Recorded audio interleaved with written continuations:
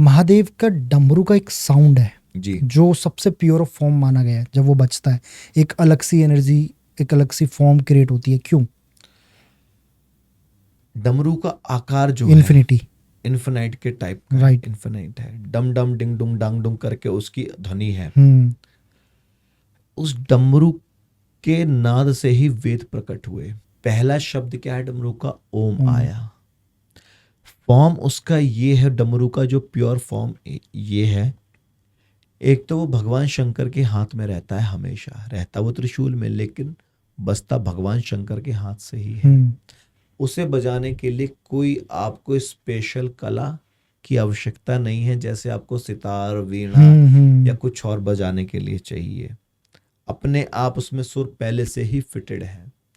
दूसरा जो इन्फिनाइट का जो फॉर्म है वो भी ट्रांसफॉर्मेशन, रोटेशन ऑफ एनर्जी ही है, जो बिल्कुल डमरू की तरह दिखता है। बिल्कुल इन्फिनाइट का साइन भी वही है, जो यहां से वहां, यहाँ डमर डमर डमर निनाद डमरवया चलता है।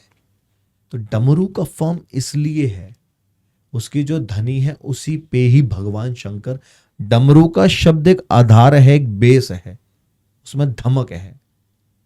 उस बेस पे भगवान शंकर तांडव करते हैं, उस बेस पे भगवान शंकर नृत्य करते हैं, सृष्टि का निर्माण करते हैं नटराज के रूप में। नटराज के रूप में। Nataraj is a form of dance भगवान शंकर की। तो इसलिए डमरू का जो फॉर्म है, इसलिए इसको इतना प्योर माना जाता है। और माना यह भी जाता है कि उस डमरू के फॉर्म में पूरे ब्रह्मांड की शक्ति घूमती है, तभी वो इन्फिनिटी रूप है। बिल्कुल। नासा ने एक फोटो रिलीज की थी, नासा ने, इसरो ने, वो हैंड्स ऑफ गॉड्स हैंड करके एक आया था, जिसमें डमरू का आकार था और भगवान का एक ऐसा हाथ टाइप दिख रहा था उसमें। तो ये तो भगवान शंकर ही पकड़ते हैं, तो वो है तो भगवान शंकर ही। इसीलिए पूरा ब्रह्मांड ही उसी में समाया हुआ है।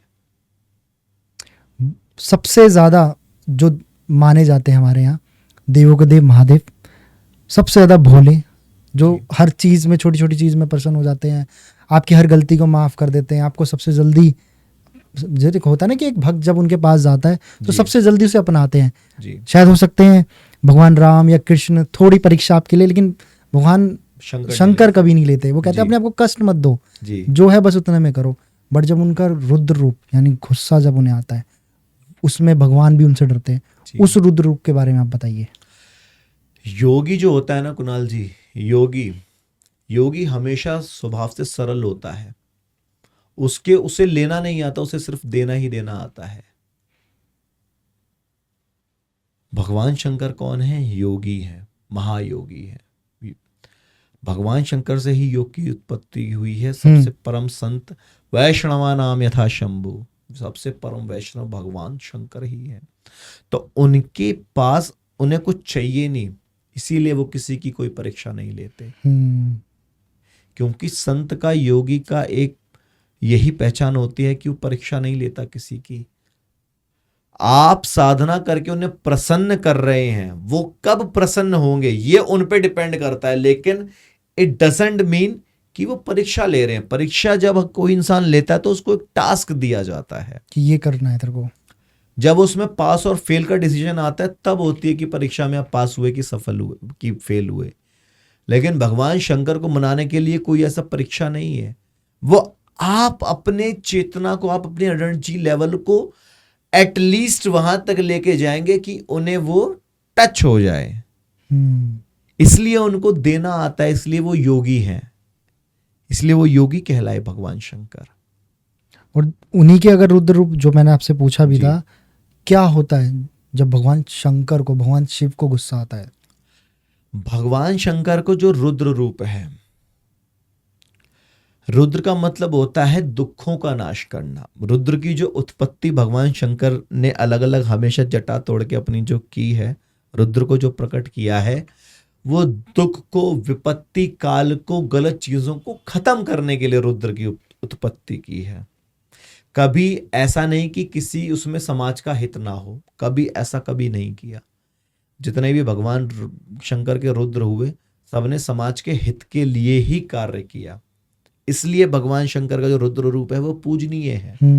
वो आता तो गुस्से में है।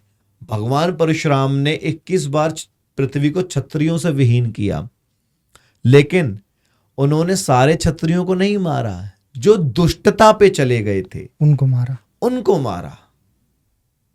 तो ऐसे ही रुद्र जो दुख देता है, त्रास देता है, कोई भी हो, रुद्र उसका नाश करते हैं। क्या हनुमान जी रुद्र नहीं है? बिल्कुल है। हनुमान जी सबसे ज्यादा पूजा। भैरव भी एक रुद्र है, काल भैरव भी एक रुद्र है जो पूजे जाते हैं। तो रुद्र से कभी घबराना नहीं चाहिए।